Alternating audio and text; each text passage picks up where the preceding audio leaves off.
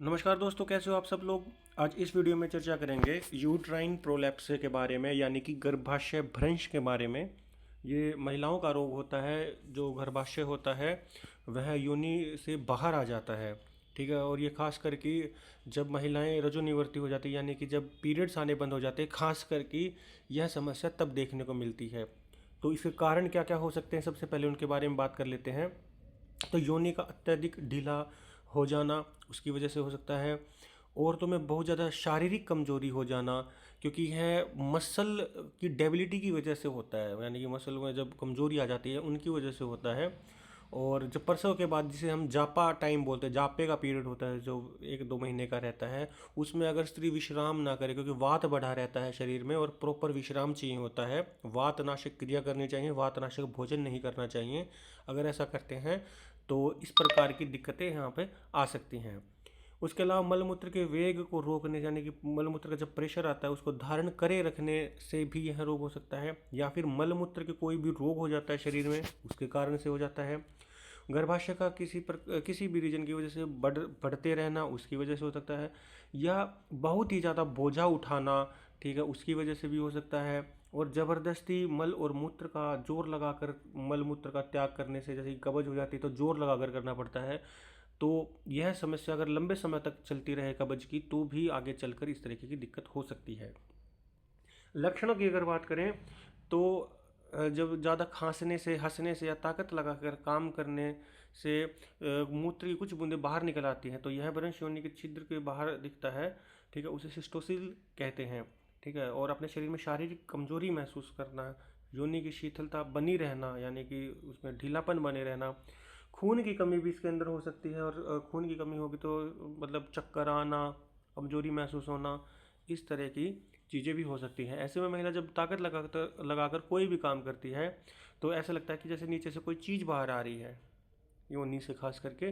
तो इस स्थिति में रोगी महिला का मूत्र नियंत्रण समाप्त हो जाता है और उसके पेट में भी तनाव उठता रहता है। कमर व बाजू में खिंचाव व दर्द उठता रहता है। दर्द चलने फिरने से और बढ़ जाता है और योनि में अत्यधिक स्राव की उपस्थिति भी प्रारंभ हो जाती है। ठीक है। तो जो पेट में जो तनाव उठता रहता है, पेट के आसपास, जैसे पीरियड्स का जो दर्द रहता है वैसा सा दर्द महसूस हुआ रहता है। और अलग अलग सिम्टम्स भी देखने को अलग अलग महिलाओं टू महिलाओं पे डिपेंड करता है। अगर इसके आयुर्वेदिक कुछ उपचार के बारे में अगर हम बात करें तो आपको क्या करना है, आपको त्रिफला का काढ़ा बनाना है। कैसे बनाना है, आपको 2 गिलास पानी लेना है, उसके अंदर 1 चम्मच लगभग त्रिफले का चूर्ण डाल दीजिए, उसको इतना उबालिए कि आधा गिलास बच जाए। उसमें फिर आप उसको छान करके उसमें आधा चम्मच शहद मिला लीजिए। और इससे आपको अपनी जो योनि है उसको धोना है। और अगर उसमें से गर्भाशय बिल्कुल बाहर आ रखा हो तो बहुत ही बारीकी से, सावधानी से उसको अंदर एडजस्ट कर लीजिए और लगातार इसको आपको धोना है। यह क्या करता है, यह कषाय काढ़ा होता है। यह जो मांसपेशियाँ ढीली होती है उनको टाइट करने के लिए काम आता है। ठीक है।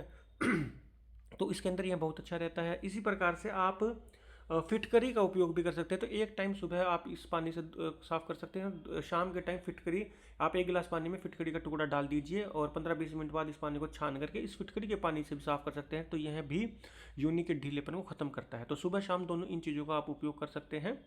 उसके अलावा वटवृक्ष, पीपल, पाकड़, गूलर और शीरीष, इन पेड़ों के छाल का भी काढ़ा बनाकर इसी प्रकार कर सकते हैं, लेकिन यह थोड़ा सा टिपिकल हो जाता है। तो इसीलिए आप फिटकरी वाला उपयोग कर सकते हैं। ठीक है। और उसके अलावा मालती, मालकोंगनी जो होती है, अश्वगंधा, मोचरस, इनका भी अगर आपको पंसारी से मिल जाए तो इनका भी काढ़ा बनाकर इसी तरीके से योनि प्रक्षालन कर सकते हैं। ठीक है। तो मेरे ख्याल से त्रिफला वाला और जो फिटकड़ी वाला वही सबसे आसान है, तो आप उन्हीं दोनों को सुबह शाम कीजिएगा। उसके अलावा आप अश्वगंधारिष्ट खाने के बाद इसका सेवन करना है। अश्वगंधारिष्ट आप ले आएगा पंसारी से या किसी भी आयुर्वेदिक दुकान से आपको मिल जाएगा। तो इसकी आप कटोरी में 2 से 3 चम्मच डाल लीजिए और उतना ही पानी 2 से 3 चम्मच इसके अंदर मिला लीजिए और खाना खाने के आधे घंटे बाद इसका सेवन करना है। और उसके आधे घंटे बाद आपको अशोकारिष्ट का सेवन करना है। ये दोनों आरिष्ट आपको लेके आने हैं और सेम उसी तरीके से अशोकारिष्ट का भी सेवन करना है। 2 से 3 चम्मच कटोरी में डाल दीजिए अशोकारिष्ट को और उसके साथ 2-3 पानी की चम्मच भी डाल दीजिए। तो इसका भी सेवन करना है। खाना खाने के आधे घंटे बाद ध्यान रहे अश्वगंधारिष्ट का सेवन करना है और अश्वगंधारिष्ट के आधे घंटे बाद अशोकारिष्ट का सेवन करना है। अगर आपको नर्वस सिस्टम बहुत ज़्यादा वीक लगे और मांसपेशियाँ भी बहुत ज़्यादा वीक लगे और चक्कर अगर आते हो, कमजोरी बहुत ज़्यादा हो, तो रोज़ाना आप सुबह एक खाली पेट आंवले का मुरब्बा का सेवन कीजिए। यह चक्कर आना और मांसपेशी कमजोरी और शारीरिक कमजोरी को दूर करता है और रक्त की कमी को भी पूरा करता है। उसके अलावा चक्कर अगर आते हो और सिर में भी दर्द बना रहता हो, कमजोरी हो, तो अणु तेल की 2-2 बूंदें नाक में भी डाल सकते हैं। ये नाड़ी और मांसपेशियों को उनकी कमजोरी को, शिथिलता को दूर करता है। तो इस तरीके से कर सकते हैं। उसके अलावा यूट्रस प्रोलेप्स को क्या नहीं करना चाहिए, तो जिन जिन कारणों से यह रोग होता है वह सब ना करें। मलमूत्र के वेगों को धारण ना करें, भारी सामान या अपनी शक्ति से ज़्यादा कार्य न करें, कब्ज न रहने दें, बाहर का खाना जितना हो सके उतना अवॉइड करें। मिर्च मसालेदार चाट, पापड़ी, पकौड़ी और समोसा आदि जितने भी मैदे से बने हुए जंक फूड हैं उनका सेवन न करें। ज़बरदस्ती मल का त्याग ना करें और अच्छा स्वास्थ्यवर्धक और बिल्कुल हल्का सुपाच्य भोजन करें, तो यह रोग बिल्कुल ख़त्म हो सकता है। आपको ऑपरेशन करवाने की ज़रूरत नहीं पड़ेगी। अगर योगासन की अगर हम बात करें तो इसमें आप कपालभाति बिल्कुल हल्के हल्के 10 से 15 मिनट कर सकते हैं। अनुलोम विलोम नाड़ियों की और मांसपेशियों की शिथिलता को दूर करने के लिए 10 से 15 मिनट अनुलोम विलोम कर सकते हैं। उसके अलावा कंधरासन कर सकते हैं।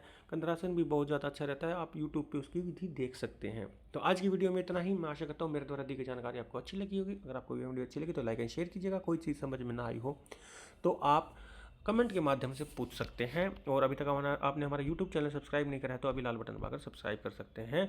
और यह ब्लॉग जो आप देख रहे हैं यह मैंने अपनी वेबसाइट पर डाला हुआ है ayurvedforlife.com। वहाँ पर आप यहाँ पे जाएंगे तो इस पर सर्च करके आप यूट्राइन प्रोलैप्स से सर्च करेंगे तो आपको यह ब्लॉग देखने को मिल जाएगा। आप फिर वहाँ पर यह ब्लॉग पूरा देख सकते हैं। जैसे कि आगे यूट्रस प्रोलैप्स है, इस पर क्लिक करेंगे तो यह ब्लॉग आप पूरा देख भी सकते हैं। तो मिलते हैं अगली वीडियो में, तब तक के लिए धन्यवाद।